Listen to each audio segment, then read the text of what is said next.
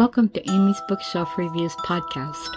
Conversations, revelations, and inspirations behind the books. You never know where the conversation will lead us, so let's find out.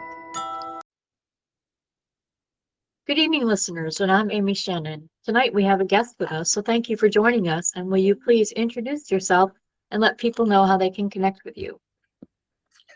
Pleasure to be here, Amy. I'm John Fadley.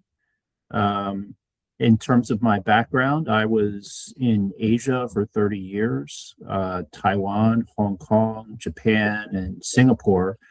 25 of those years, I worked as a corporate lawyer for U.S. law firms and just returned to the United States a few months ago, beginning of 2026.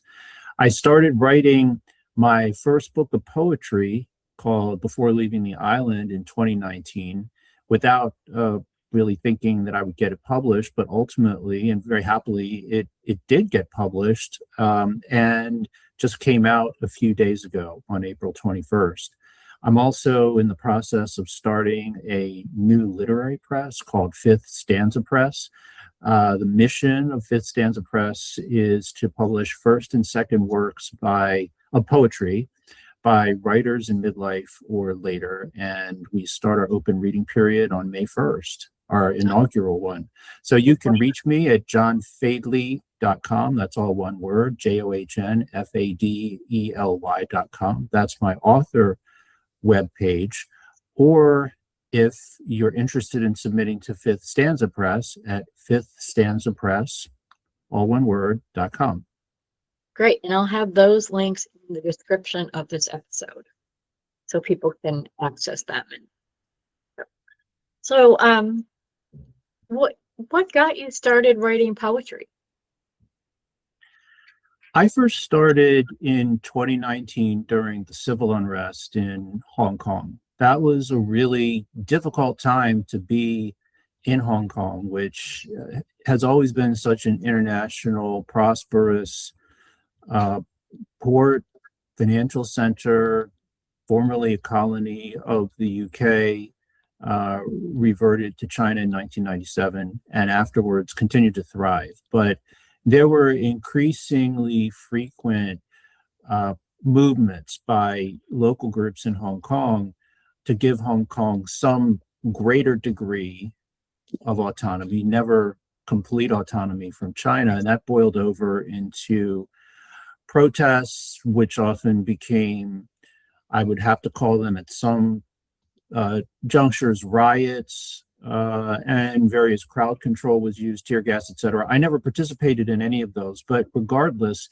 if you're going about your daily business, you might get kind of accidentally tear gassed, which happened to me and many. Or if you're in the middle of a meeting with a client and you're a lawyer in the central business district, you may have to tell the client, I need to go home because I think I'm going to get trapped in this building because the police are now surrounding it. So in that kind of environment, I started to realize that my stress level was going up some, and I went to see the Transcendental Meditation group in Hong Kong, and after 3 pretty quick and easy sessions, started to do basic meditation practice. And as soon as I started doing that, pretty much instantly, within like a week or two, I just started writing. I had written poetry in college, had dropped it because I didn't really feel like I had enough experience in life to have interesting stuff to write about that I could share, but that's changed. And so I started off without really any of the skills, but with things to say, lots going on at that time around me, but also lots that had already gone on in my life over the last 3-4 decades. The next lucky break was, or maybe silver lining, was the COVID pandemic, because like many people who were expats in Hong Kong and other such places, there were very draconian, I would have to say, quarantine requirements. We were having to quarantine in hotels coming into Hong Kong for anywhere from 1 to 3 weeks, depending on seemingly the whim of the government.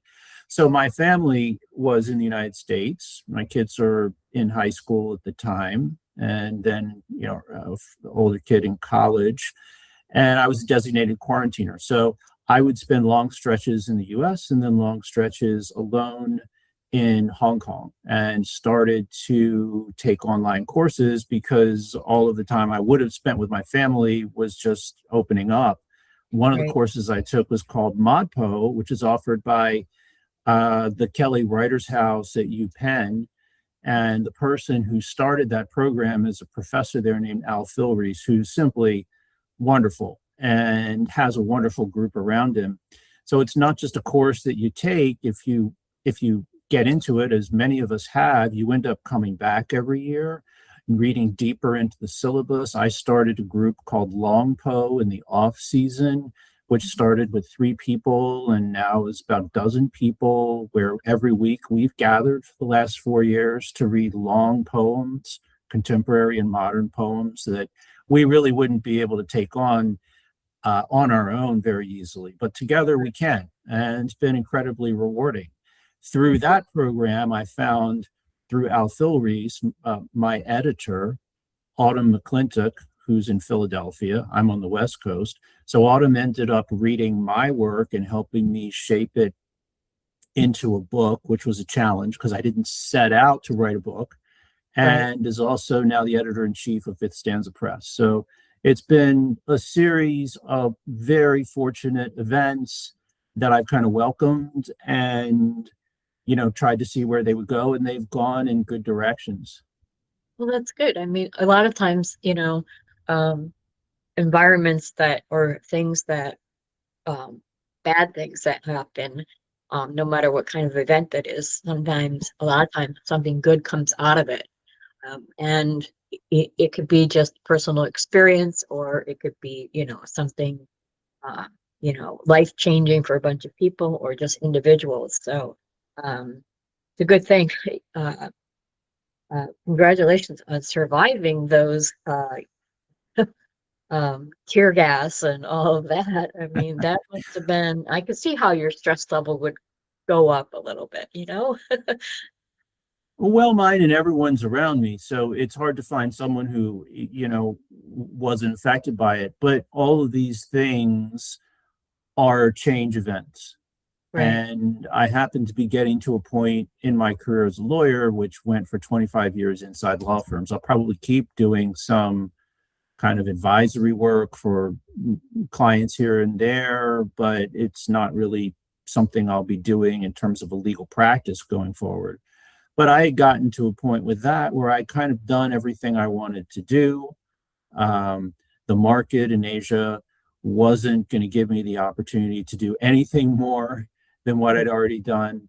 And so it was fortunate that these change events happened when they did, because it gave me a little bit of a runway to do other things and kind of rediscover, in a way, the person that I already was. But if you're just locked into what you've been doing Right. professionally, even, just in your overall life for the last 20, 30 years, you can't see it. So I consider all those to be great, silver linings in what were otherwise pretty stressful and, for a lot of people, really destructive events. So that's how I started writing after, I guess it was about 3 decades of not writing.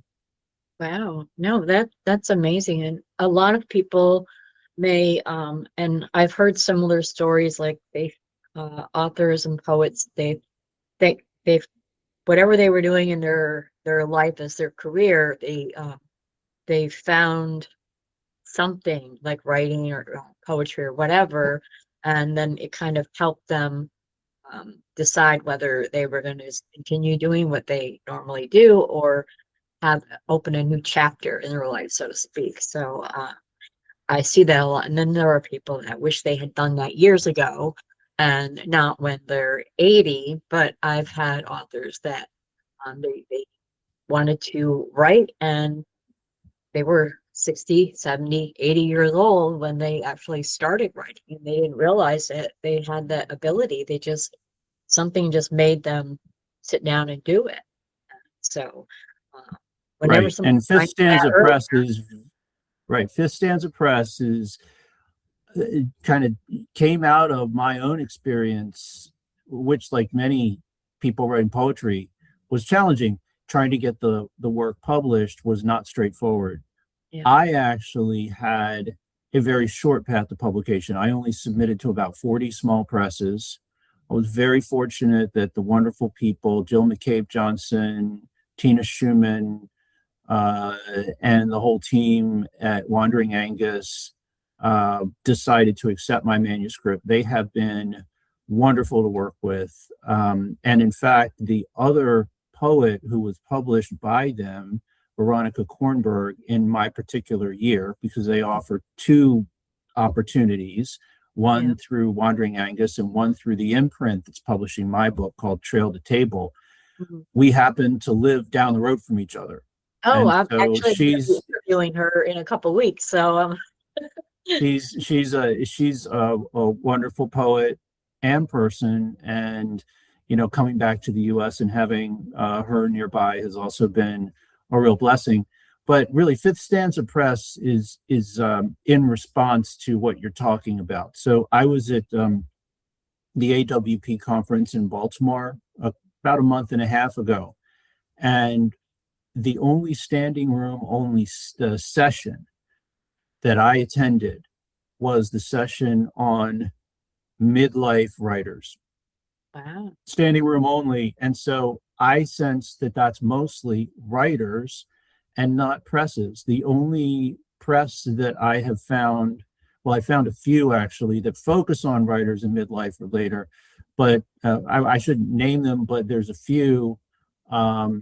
And the people at Passenger Press in Baltimore have been very nice about sharing some of their experience and wisdom. And there's a few others, but really just a handful. If you are starting to write in midlife or later, and you haven't gone through the system and gotten the credentials, which really, no matter what job you're doing in life, and writing is just a job in a way, you need to get the credentials. So you're kind of behind. And then a lot of presses are going to probably be looking at writers who have published more widely in journals, who maybe published a book or two before, who have an MFA, who have connections in the writing establishment, if you will. So trying to get an opportunity for just at least a few people a year, because we're not going to be able to do much in terms of scale, to get their books out into the world is something that I thought was valuable enough so that once I had found a publisher, I decided to set up the press anyway.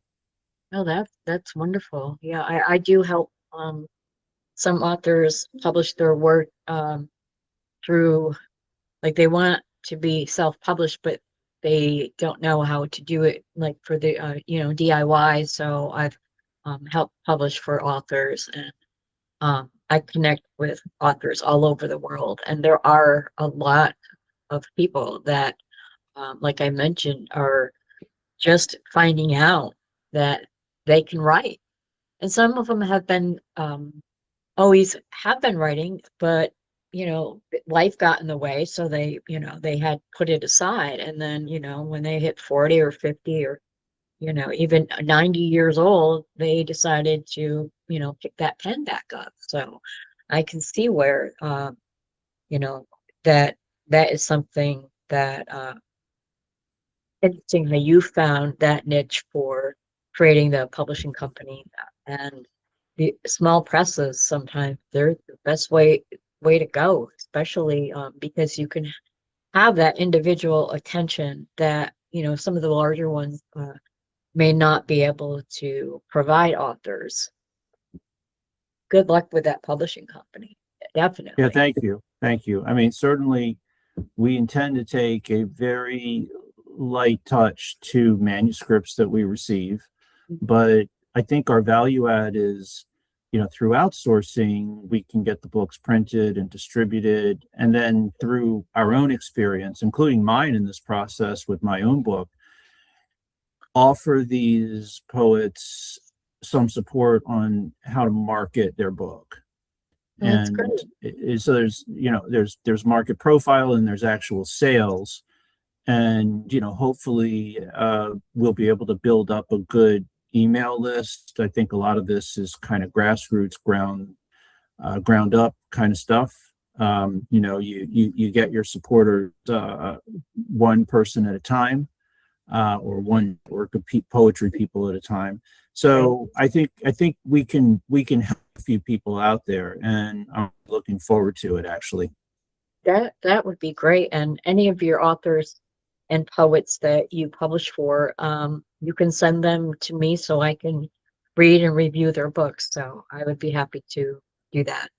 I'm not always taking on new ones anymore, but those that have been, our publishers, and they refer authors to me, or publicists and so on, I'd be happy to read their work. I love reading poetry anyways. I write it myself, but just I